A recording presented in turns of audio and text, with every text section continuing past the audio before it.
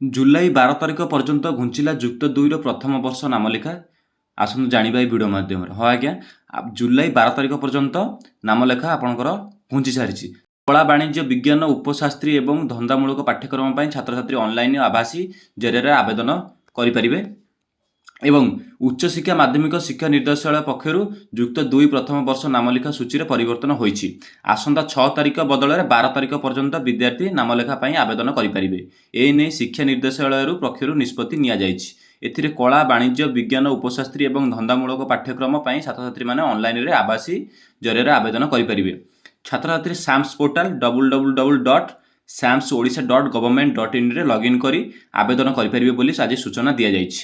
सूचनायोग्य जे जुलाई 20 तारिख प्रथम पर्याय मेधा तालिका प्रकाश पाइब योग्य छात्री माने सेमानक नामलेखा आमंत्रण पत्र डाउनलोड करेंगे।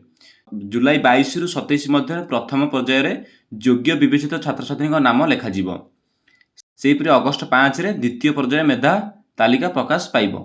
अगस्ट 20 रे स्पॉट नामलेखा मेधा तालिका प्रकाश पाइब। अगस्ट 22 रु 28 पर्याय स्पॉट नामलेखा अनुष्ठित हेब।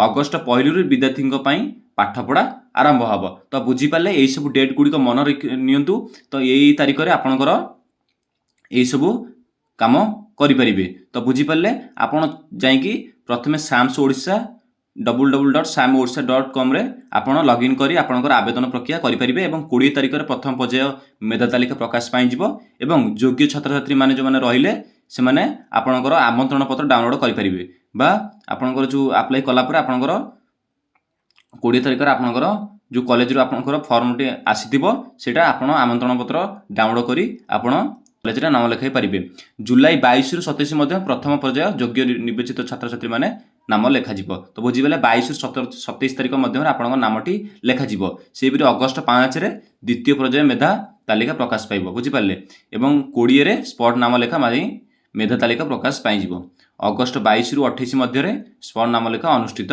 हेबो बुझि पारले। तो आपड़ ये अप्लाई दिंतु कर दिंतु आप डेट बढ़ी चली बुझिपारे बर्तमान डेट आपणकर 12 तारिख पर्यंत घुंचीगला तो आप चाहिए आपड़ ए अप्लाई करेंगे और कॉलेज रे स्थान बा सीट नहीं पारे। तो सेहीपरि उच्च माध्यमिक शिक्षा परिषद द्वारा परिचालित 2294 कनिष्ठ महाविद्यालय जुक्त 2 पाठ्यक्रम नामलेखा छात्र छात्री आवेदन करेंगे बुझिपारे। तो 2294 कनिष्ठ महाविद्यालय जुक्त 2 पाठ्यक्रम नामलेखा छात्र छात्री आवेदन करेंगे।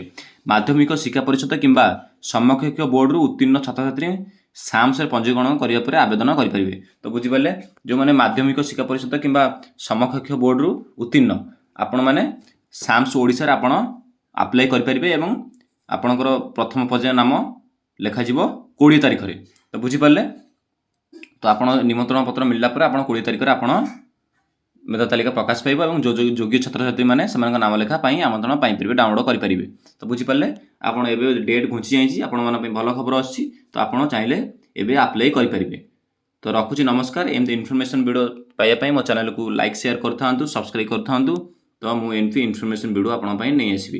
तो रखुची नमस्कार जय जगन्नाथ।